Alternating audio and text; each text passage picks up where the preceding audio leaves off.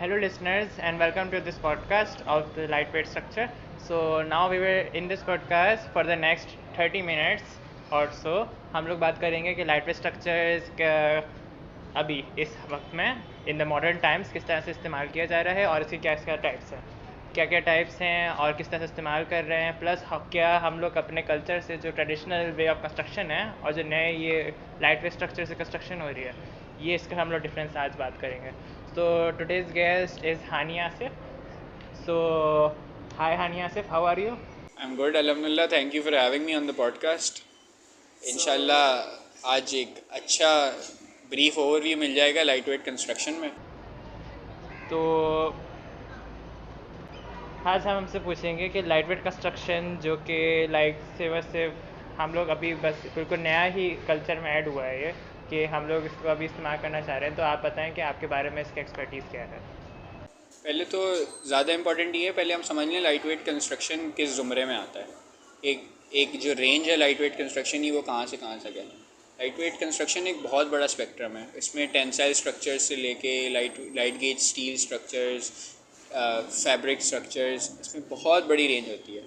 तो essentially light weight structures उन चीज़ों से बनता है जिसमें लाइट वेट मटीरियल्स यूज़ हो रहे होते हैं, जिनकी स्ट्रेंथ मटीरियल स्ट्रेंथ कम होती है लेकिन उनका वेट भी कम होता है. तो फिर they have longer durability in terms of their weight ratio.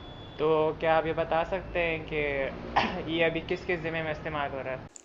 Light weight construction के बहुत ज़्यादा इस्तेमाल हैं. जैसे लाइट वेट कंस्ट्रक्शन जो सबसे ज़्यादा इस्तेमाल होती है वो होती है मॉड्यूलर कंस्ट्रक्शन और प्री फैब्रिकेशन.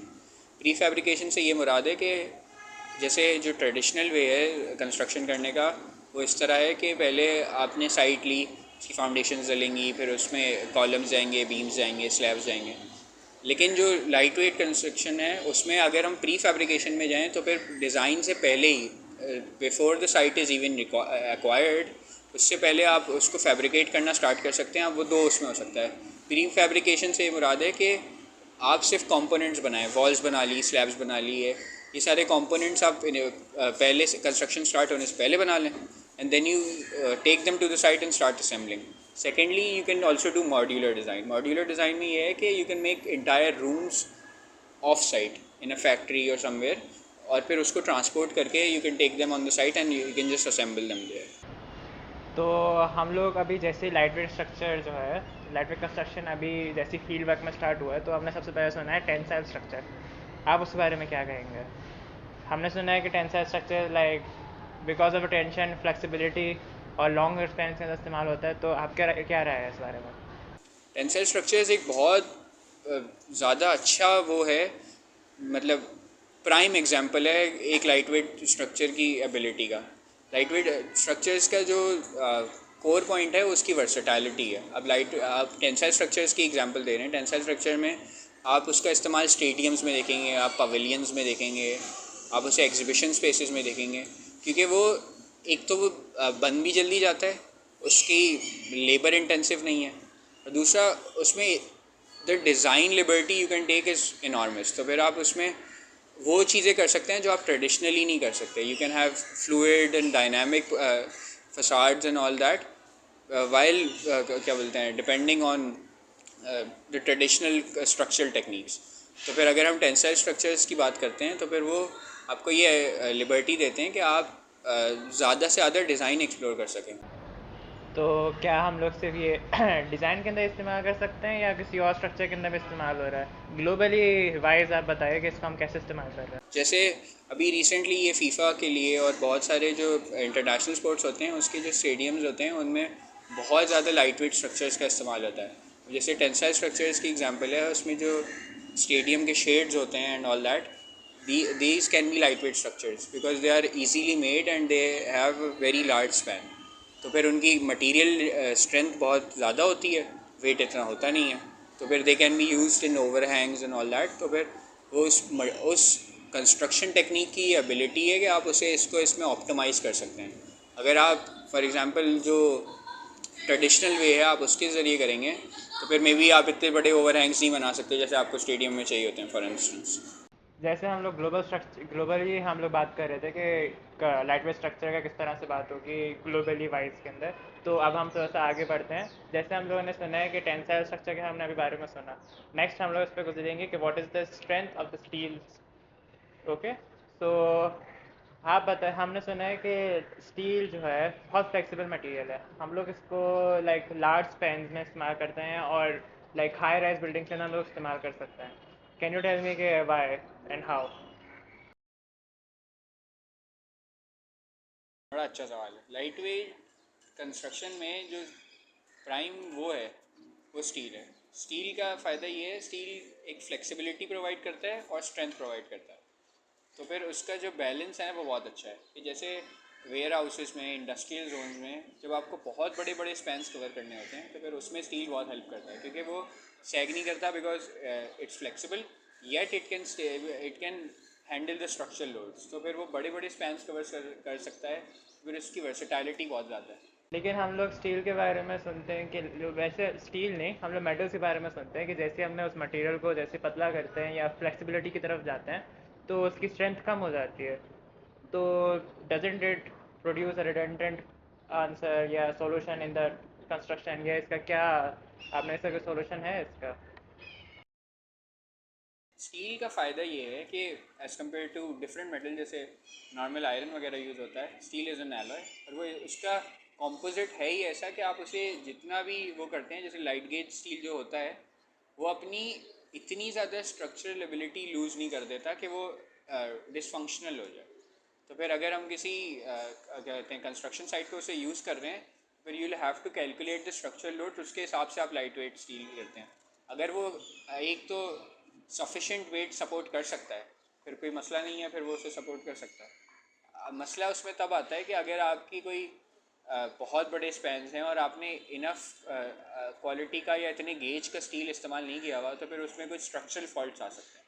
वरना उसकी एज अ मटीरियल इटसेल्फ कोई वो नहीं है, लिमिटेशन नहीं। लेकिन ये हैरानकन बात नहीं है कि लाइक हम लोग इतने बड़े स्पैन में इस्तेमाल कर रहे हैं, मटेरियल बिल्कुल ही हल्का सा है। अब वो क्लाइंट अगर ये सवाल करने लगे कि भाई तुमने कैसा माल इस्तेमाल कर दिया, तो हम उसके बारे में क्या बोलना चाहेंगे? आप क्लाइंट को समझाएंगे कि आपको उसकी थिकनेस पे नहीं जाना है, आपको उसकी मटेरियल कॉम्पोजिशन पे जाना है। अगर तो मैं आपको बोलूँगा गत्ता सेम थिकनेस का है और स्टील सेम थिकनेस का है, तो फिर आपको खुद ही समझ आएगा कि उसमें मटेरियल का बहुत फ़र्क है। It's not about the thickness, it's about the material composition.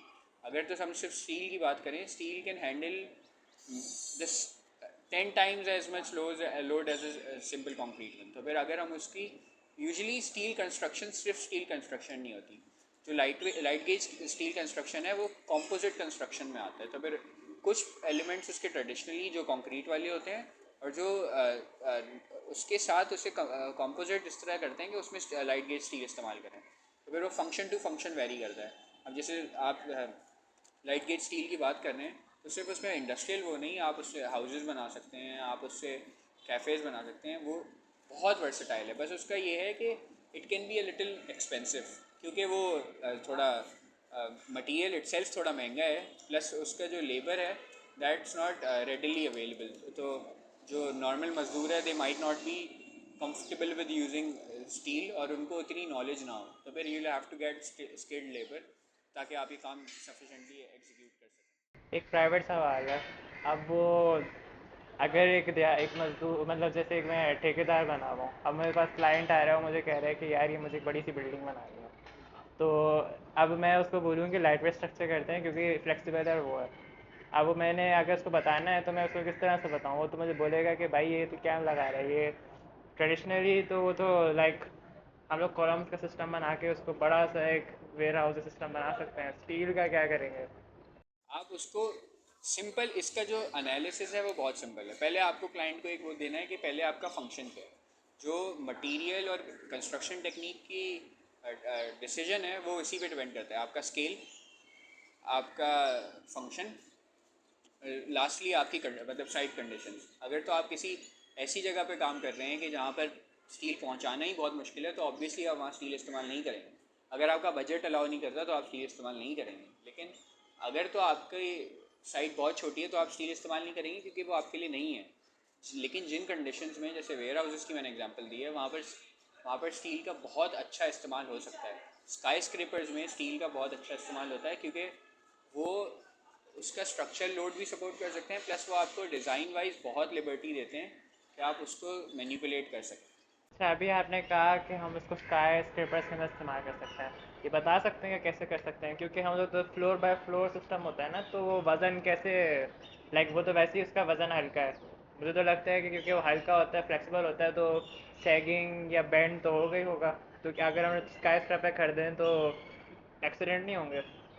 नहीं, आपको इसको थोड़ा सा, यही जो बात है, क्योंकि ये इतनी एक नेसेंट इंडस्ट्री है, आपको इसमें थोड़ा सा सोच समझ के करना पड़ता है कि you will have to calculate the loads, और थोड़ा सा एक टीम बैठेगी, वो सोचेगी इस बारे में कि how many structural members you need to support it. For instance अगर हम उसकी स्टील की इन स्काई स्क्रेपर्स बात करें, तो फिर मॉडर्न टेक्निक्स में जितने भी आप स्काईलाइंस देखेंगे, आप 10 बिल्डिंग्स हैं, आई एम श्योर उसमें से 5 से 6 बिल्डिंग्स स्टील कंस्ट्रक्शन पे होंगी, क्योंकि वो काम प्रोसीजरली करना बहुत आसान है, और वो ऐसे इन द लॉन्ग रन आपको बजट फ्रेंडली भी पड़ता होगा, क्योंकि स्काई स्क्रेपर में आपको ये लिमिटेशन नहीं है कि आपको ज़्यादा स्पैन कवर करने हैं, आपको ज़्यादा हाइट कवर करनी है।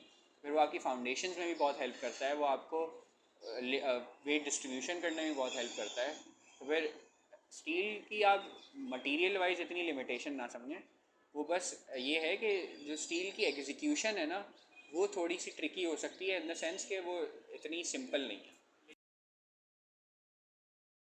तो जैसे हमने अभी बात की कि स्टील का फ्रेम की स्ट्रेंथ कैसी है, अब हम लोग बात करते हैं लाइट वेट मटीरियल्स के बारे में कि लाइक ये किस तरह से मैन्युफैक्चर हो रहे हैं और हम लोग इसको कंस्ट्रक्शन के अंदर कैसे इस्तेमाल कर रहे हैं। तो आप बताइए कि सबसे ज़्यादा commonly use light weight material क्या है? लाइट वेट में सबसे ज़्यादा अगर कॉमनली बात करें तो फिर LGS ही है, which is light gauge steel. उसके अलावा फैब्रिक स्ट्रक्चर्स बहुत जो पॉलिएस्टर के होते हैं, और दूसरे उसके होते हैं जो टेंसाइल स्ट्रक्चर्स होते हैं, ये बहुत कॉमन है। इसके अलावा इंजीनियर्ड टिम्बर जो है, कि वो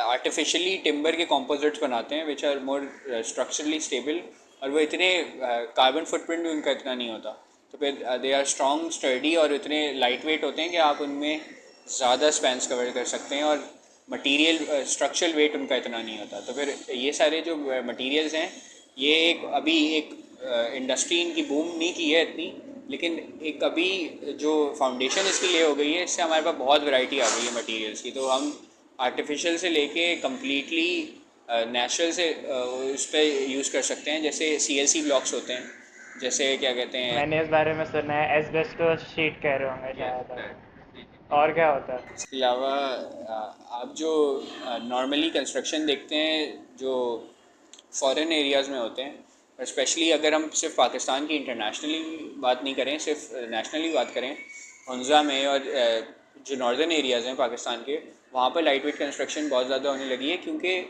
एक तो मटेरियल की अवेलेबिलिटी वहाँ ज़्यादा आसान है, और दूसरा वो उनके जो ट्रेडिशनली वो चलते आ रहे हैं उस पर बहुत ज़्यादा वो करता है, फिट इन करता है। तो फिर अगर वो नॉर्मल वुड की जगह अगर वो इंजीनियर्ड टिम्बर इस्तेमाल करें, फिर वो स्ट्रक्चरली भी उन्हें सपोर्ट कर सकता है। और क्योंकि ये एरियाज़ अर्थ को एक प्रोन भी होते हैं, और यहाँ पर नेचुरल डिज़ास्टर का वो ज़्यादा है, तो फिर लाइट वेट कंस्ट्रक्शन वहाँ पर ज़्यादा वो रेजिस्टेंट होती है, कि अगर आपको पता है कि यहाँ पर ये होगा, तो फिर रेदर दैन, जैसे light gauge steel for example, light gauge steel की एक खासियत ये है कि वो अर्थ को एक प्रोन एरियाज़ में ज़्यादा इसलिए इस्तेमाल होता है कि अगर कोई लोड उस पर आता है, तो फिर वो रेदर देन ब्रेकिंग, वो फ्लेक्स करे आता है, तो फिर वो फ्रेगमेंट होकर टूट नहीं जाता, वो उसको सपोर्ट करके लोड डिस्ट्रीब्यूशन उसकी क्लियरली हो जाती है। तो ये उसकी मटेरियल प्रॉपर्टी है, तो लाइट वेट स्टील की ही होती है, नॉर्मल स्टील की इतनी शायद ना हो। लेकिन क्या ये जो आप कह रहे हैं कि बेंड हो जाता है, तो लेकिन उसके अराउंड का तो लाइक हम लोग ऊपर से जो सामान लगाते होंगे वो नहीं गिरता होगा क्या?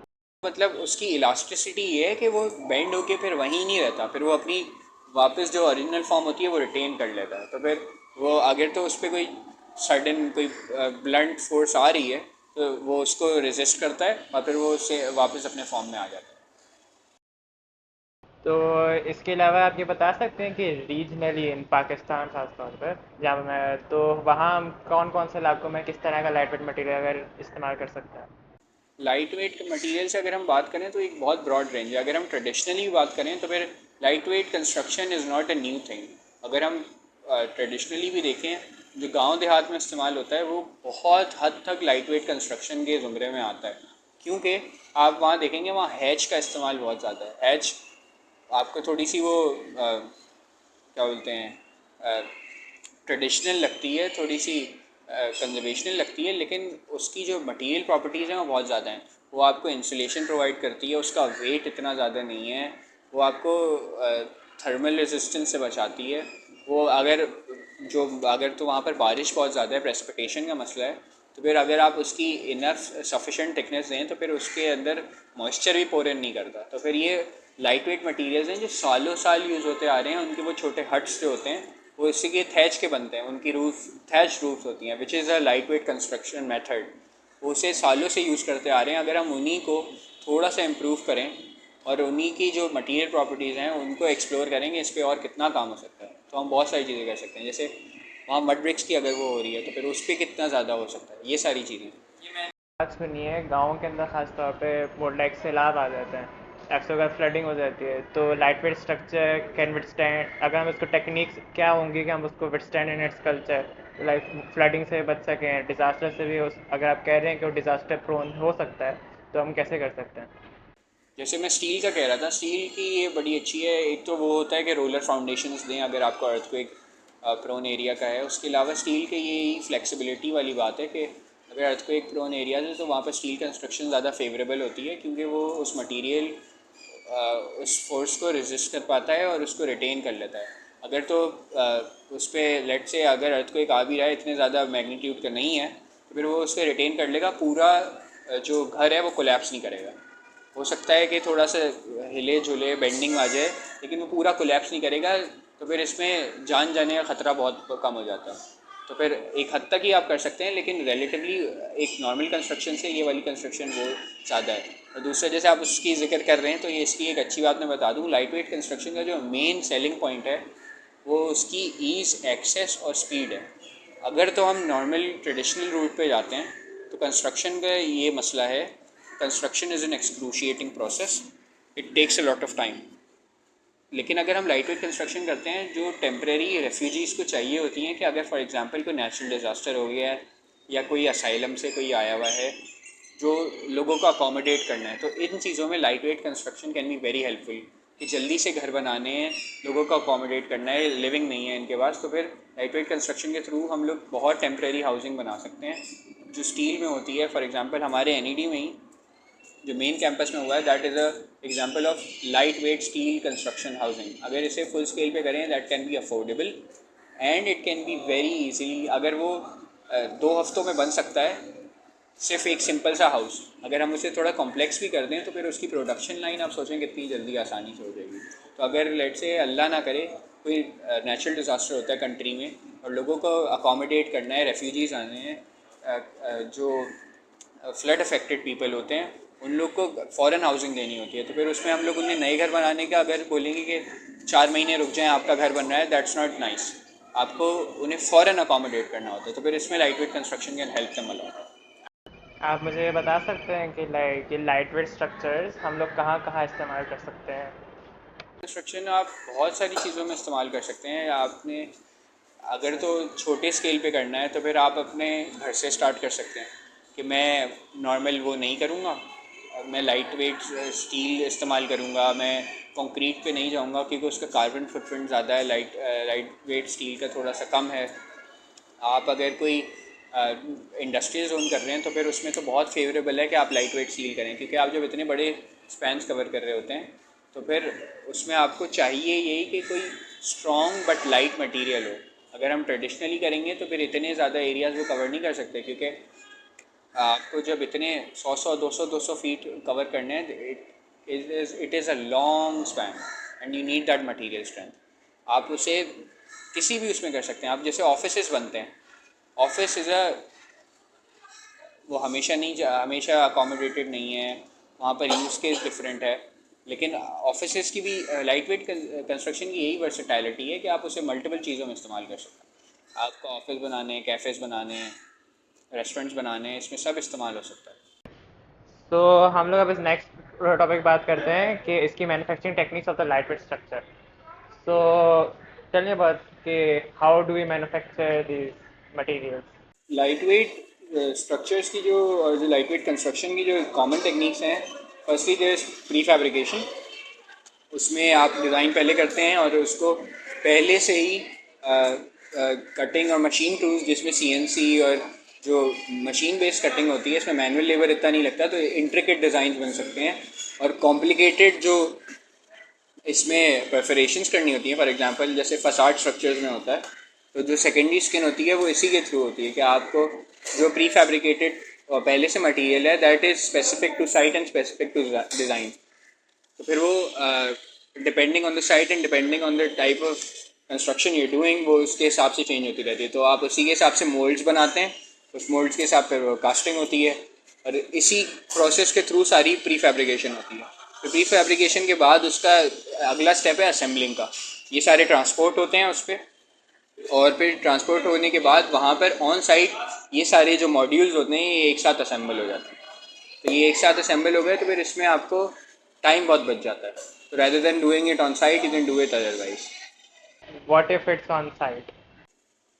If it's on site तो फिर सेम चीज़ उसमें ज़्यादा वो लगेगी। एंड द थिंग इज़ कि साइट पे आप बहुत सारी चीज़ें लेके नहीं आ सकते। जैसे फॉर एग्जांपल जैसे सीएनसी मशीन हो गई, कटिंग हो गई, ड्रिलिंग हो गई, इसमें बहुत सारी फैसिलिटीज़ आपको ऑन साइट हो सकता है अवेलेबल ना हो। अगर आप प्री फैब्रिकेशन करते हैं तो फिर उसमें आप मास प्रोडक्शन कर सकते हैं कि अगर लेट से कोई कॉमन डिज़ाइन एलिमेंट है और उसकी कंस्ट्रक्शन करनी है और प्री फैब्रिकेशन मेथड के थ्रू करनी है, तो वो एक ही साथ पूरे एक प्रोड्यूस हो सकती हैं और फिर सिर्फ साइट पे असेंबल हो सकती हैं। अगर हम सिर्फ सारी साइट पे करेंगे तो फिर हमें सारे मटेरियल्स, इक्विपमेंट, सारी चीज़ें साइट पे लानी पड़ेंगी ताकि वो वहाँ पर बने, और फिर उस साइट पे लेबर लगेगा, उस साइट की मेंटेनेंस, साइट की कंडीशंस भी जो हैं वो हमारे हाथ में नहीं होती। लेकिन अगर हम किसी क्लोज इन्वायरमेंट में करते हैं, किसी फैक्ट्री में या किसी उसमें, तो फिर वो हमारे हाथ में है। तो मैंने कुछ टाइम पहले सुना था कि the modular units, the Chinese company using the modular units for the residential purpose. तो क्या वो मटेरियल्स जो हैं वो लाइटवेट मटेरियल्स के अंदर ही आएंगे या किसी और चीज़ में? जी, ये बड़ा अच्छा सवाल है। जैसे साउथ ईस्ट एशिया में बहुत होने लगा है कि वहाँ पर, क्योंकि जापान में और इन सारी कंट्रीज़ में जगह की बहुत कमी है, तो फिर they don't have that much real estate, तो फिर वो ये करते हैं कि rather than doing it on site, वो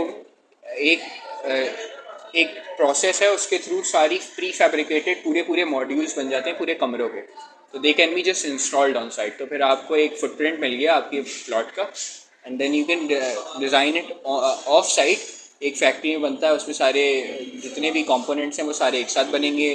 अगर तो कोई इंस्टॉलेशन करनी है वो भी हो जाती है, and then you just transport it and assemble it on the. तो फिर वो पूरा मॉड्यूल, इससे होता ये है कि आपको अगर तो लेट से एक साइमल्टेनियसली बहुत सारे प्रोजेक्ट्स पे काम करना है, तो फिर वो आप साइमल्टेनियसली एक ही प्रोडक्शन लाइन के थ्रू कर सकते हैं कि सेम लेबर सेम ही उस पर काम कर रहा है and everything is working in accordance with each other.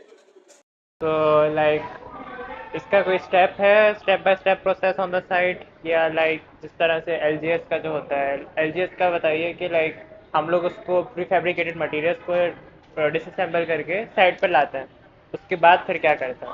अब जैसे जॉइंट्स होते हैं, ये सारी चीज़ें, अब जो स्टील कंस्ट्रक्शन है, लाइट वेट स्टील स्ट्रक्चर है, उसमें डिफरेंट क्रॉस सेक्शंस होते हैं, स्क्वायर होते हैं, आई बीम्स होती हैं, टी बीम्स होती हैं, ये डिफरेंट काइंड्स ऑफ बीम्स होती हैं और इनके अलग अलग जॉइंट्स आते हैं।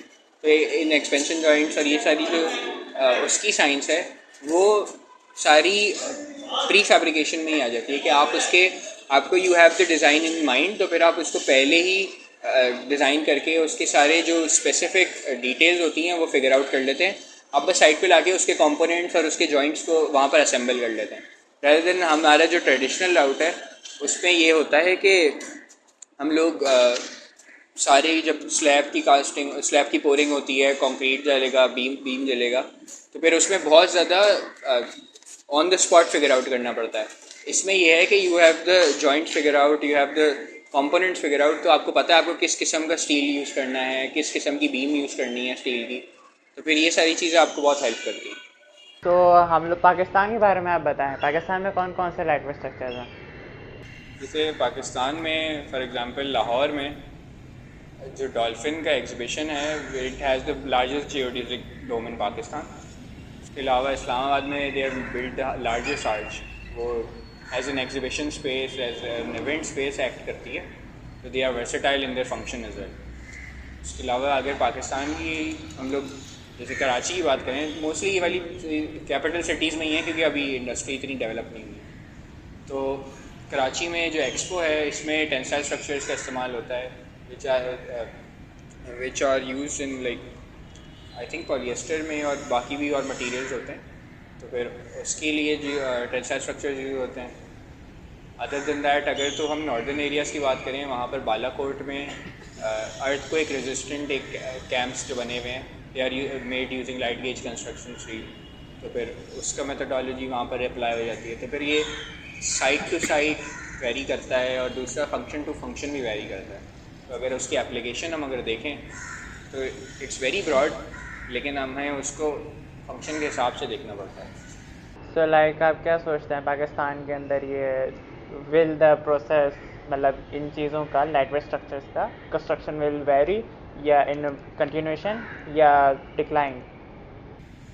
I think if I am being completely honest, थोड़ा अरसा लगेगा लाइट वेट कंस्ट्रक्शन टेक्निक्स को पूरी तरह यहाँ अप्लाई होने में, क्योंकि यहाँ पर जो ट्रेडिशनल कंस्ट्रक्शन का टेक्निक है विच इज़ आरसीसी कंस्ट्रक्शन, या इवन अगर हम उसमें देखें तो फिर मेसनरी जो मड ब्रिक्स वगैरह का होता है पंजाब में, तो फिर उसका ये है कि ये इतना डीप रूटेड है और ये इंडस्ट्री स्टैंडर्ड है कि हर जगह यही हो रहा है। तो फिर इसमें थोड़ा टाइम लगेगा कि लोग इसकी तरफ शिफ्ट करें कि lightweight structures can help them economically and architecturally speaking as well. तो फिर it might take some time, लेकिन वो बहुत ईजीली अडेप्टेबल हो सकता है, क्योंकि पाकिस्तान में we need to cut corners in some regard. अगर तो हम लोग कंस्ट्रक्शन की प्रॉब्लम ये है, it has a large carbon footprint, it produces a lot of waste, और ये एक बजटरी भी बहुत ज़्यादा बड़ी कंस्ट्रेंट रहता है। Like making a building is a huge dent in people's wealth. तो अगर हम उसकी कॉस्ट कटिंग भी कर सकते हैं तो उससे हमारी बहुत हेल्प हो जाएगी, in which lightweight structures can help us a lot. So I would like to ask that are there any limitations or drawbacks of the lightweight materials? और देयर आर, जैसा वो है कि कोई भी कंस्ट्रक्शन टेक्निक या कोई भी मटेरियल कम्प्लीटली वो तो नहीं होता कि यही हर पे आखिर है। तो फिर इसमें भी वो है जो प्राइमरीली, जैसे मैंने बोला कि पहले मैं थोड़े ड्रॉबैक्स डिस्कस कर लूँ, फिर मैं आपको बताऊँ इसके बहुत क्लियर एविडेंट फ़ायदे कौन से हैं। ड्रॉबैक्स तो फंडामेंटली एक ये है कि जैसे मैंने बताया, it's not the industry standard yet, it might be sooner or later but it's not yet. तो फिर इसमें लेबर को ज़्यादा आइडिया नहीं है, we don't have skilled labour के which can work in these prefabricated or module systems के ये लाइट वेट कंस्ट्रक्शन को, इसके प्रोसेस को लेके चल सकें। लेकिन अगर हम इसको फिगर आउट कर लें तो फिर ये हो सकता है। उसके अलावा लाइट वेट कंस्ट्रक्शन क्योंकि ये इतनी नीश मार्केट है अभी इस वक्त, तो इसके मटीरियल्स हो गए जैसे फॉर एग्जांपल एल्यूमिनियम, स्टील हो गया, इंजीनियर्ड टिम्बर, और भी जितने मेसनरी के जो अल्टरनेटिव्स आते हैं, because they aren't used industry wise, तो फिर इनकी प्राइसेस भी उतनी ज़्यादा होती हैं, तो they can be a little expensive to build. तो इनकी जो प्रोडक्शन कॉस्ट है that is inherently very expensive, तो अगर हम उसे कट डाउन नहीं कर पा रहे एट द मोमेंट। उसके अलावा अगर हम लोग उसमें देखें कि जो उसकी डेवलपमेंट टाइम है वो बहुत बेहतर है। अगर तो फॉर एग्ज़ाम्पल इसके बेनिफिट्स को अब मैं लिस्ट डाउन करता हूँ। अब आप सबसे पहले तो आप देख लेंगे, आपने पूरा जो प्रोसेस है ऑन साइट कंस्ट्रक्शन का वो बिल्कुल मिटिगेट हो सकता है, उसमें सिर्फ असेंबली रह जाती है, बाकी everything can be done on a factory और समवेयर एल्स ऑफ साइट। तो फिर ये वाला जो है उसको आप इजीली वो कर सकते हैं। तो फिर इससे आपके ट्रांसपोर्टेशन कॉस्ट बच सकती है, क्योंकि आपको सारा मटेरियल वहाँ नहीं लेके जाना है, आपको सिर्फ एक बिल्ड फिनिश प्रोडक्ट लेके जाना है, वहाँ असेंबल करना है। आपकी लेबर कॉस्ट बच जाती है, क्योंकि आपको लेबर वहाँ पर हर रोज़ वहाँ नहीं बुलाना वहाँ पे, and you don't have to pay them daily wages. आपसे फैक्ट्री में जो बनते हैं, it is very helpful. Lastly उसका जो इन्वायरमेंटल बेनिफिट है वो बहुत ज़्यादा है कि अगर तो हम लोग कंपेयर करें कि लाइट वेट कंस्ट्रक्शन नॉर्मल जो ट्रेडिशनल वे ऑफ कंस्ट्रक्शन है which is using RCC and other things, RCC का एक कार्बन फुटप्रिंट बहुत ज़्यादा है, उसकी प्रोडक्शन में, उसकी क्योरिंग में, उसकी पूरी life cycle, it has a very big impact on the environment. अगर हम लाइट वेट कंस्ट्रक्शन की बात करें तो फिर उसका बहुत रिलेटिवली बहुत कम वो है। फिर उसके मटेरियल में भी आ गया, उसकी कंस्ट्रक्शन टेक्निक्स में आ गया, because it doesn't require that higher and machinery, तो फिर वो उसकी भी वो बच जाती है। एंड सेकेंडली आइड से कि डेमोलिशन भी एक वो है कि जैसे डेमोलिशन एनर्जी को हम यूजुअली कंसिडर नहीं करते कि जब वो कोई बिल्डिंग डेमोलिश होती है तो फिर उसमें भी एनर्जी वेस्ट होती है। You have to get the machines and completely demolish it. लेकिन अगर हम टेम्प्रेरी स्ट्रक्चर्स और ये वाली के उसमें करें तो lightweight structures can very easily be assembled and disassembled, तो फिर उसमें मटीरियल कॉस्ट और ट्रांसपोर्टेशन कॉस्ट भी बहुत बच जाती है। Question that, you know, is it environmentally sustainable? Because in the basimisation of copper and the different extraction of the ores of the iron and different metals, it takes a lot of water and does produce a lot of carbon footprint. So since we are making these lightweight materials from these raw materials, what do you propose? Can we consider them equally sustainable to the other organic materials? May be not. अब वो आप सही कह रहे हैं कि जैसे जो ट्रेडिशनल वो है, एक असल में द की थिंग इज़ कि हमें we don't have to reinvent the wheel. तो अगर जो ट्रेडिशनल वो चल रहे हैं, we have to just expand upon them. कि अगर मैं जैसे हैच की बात कर रहा था, hatch is a very old technique, तो फिर हमें उसी में कुछ इनोवेशन करके उसको आगे कैरी फॉरवर्ड करना है। जैसे कोर की वो कॉपर की एक्सट्रैक्शन होगी, जिंक की एक्सट्रैक्शन होगी, this is a very it requires a lot of energy, it requires a lot of labour, और इसमें बहुत ज़्यादा कार्बन फुटप्रिंट इसका बहुत ज़्यादा है। और इसमें मसला ये भी है क्योंकि अब इतनी एक कैपिटलिस्टिक सोसाइटी बन गई है, हमें बहुत ज़्यादा एक्सेसिवली ये करने कर रहे हैं, और क्योंकि ये नॉन रिन्यूएबल है तो हम ये सारे डिप्लीट कर देंगे। तो फिर हमें इसका रेट भी कम करना है, ये जितनी ऑफन हो रहा है ये वो भी कम हो जाए, और दूसरा इसके जो मटेरियल्स हैं वो ज़्यादा से ज़्यादा नेचुरल उस पर जाएँ कि हम अपनी रिसोर्सेज को डिप्लीट ना कर दें। Well, isn't this the phenomenon about like जैसे ही आप मटेरियल को पतला करते रहते हैं, उसकी durability and it's value is also reduced? What will you say about that? या दैट्स ट्रू। अब असल में उसका यही है कि जैसे इन मॉडर्न टाइम्स हमने जो मेन इन्वेंशन है वो हमारी यही है कि अभी हम लोग ने स्टैंडर्ड्स अभी डिफाइन नहीं किए हैं कि how composite has to be made. जैसे अभी फॉर एग्जांपल जो EPF की ब्रिक्स होती हैं, वो जो पॉलीस्टाइरीन की ब्रिक्स होती हैं, they are starting to be use for insulation. हम ट्रेडिशनल ब्रिक्स यूज़ नहीं करते, तो अगर आप उसे अडेप्ट करना शुरू करें, it is a very specific composite which is engineered to be this way कि उसका मटीरियल इम्पैक्ट ज़्यादा हो, उसका कार्बन फुटप्रिंट कम हो, ये सारी चीज़ें मद्देनज़र आप देख के उसे डिज़ाइन करते हैं। तो इट्स वेरी स्पेसिफिकली इंजीनियर्ड। तो फिर आप उसमें मटीरियल कम से कम इस्तेमाल करते हैं और उसका आउटपुट ज़्यादा से ज़्यादा करते हैं, वो ज़्यादा efficiently produce. Well, I have also a statement that since wealth is something that more like announces the construction technique or construction type. So since you said that this lightweight material cannot be afforded about the most common people, even though it's something like it's destroyed, you can remake it. Like since the material is right there, reform it and make it. Like since the wealth is the one thing, so can you like side by side compare in the traditional techniques of the construction and the lightweight techniques, and also in the expense of the money?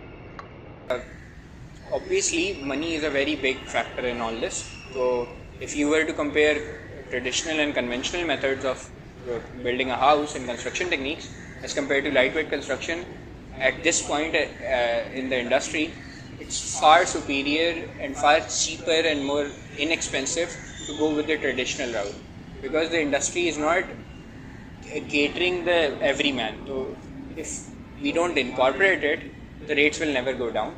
So we will have to take step by step, and the prices will lower step by step and step. And the thing is, when the big industries start to accept these norms and traditions के lightweight construction करनी है, तो फिर वो trickle down effect होता है कि जब बड़ी इंडस्ट्रीज़ करती हैं तो फिर छोटी इंडस्ट्रीज़ भी करती हैं, एंड इवेंचुअली जब कोई नॉर्मल अपना घर भी बना रहा होगा तो फिर they will. It is not कि लाइटवेट कंस्ट्रक्शन हर जगह अप्लाई करनी है। It is the idea is कि आपको कंसिडर करना चाहिए कि मेरे फंक्शन से, मेरे स्केल से और मेरे बजट के लिहाज से is lightweight construction a good viable option.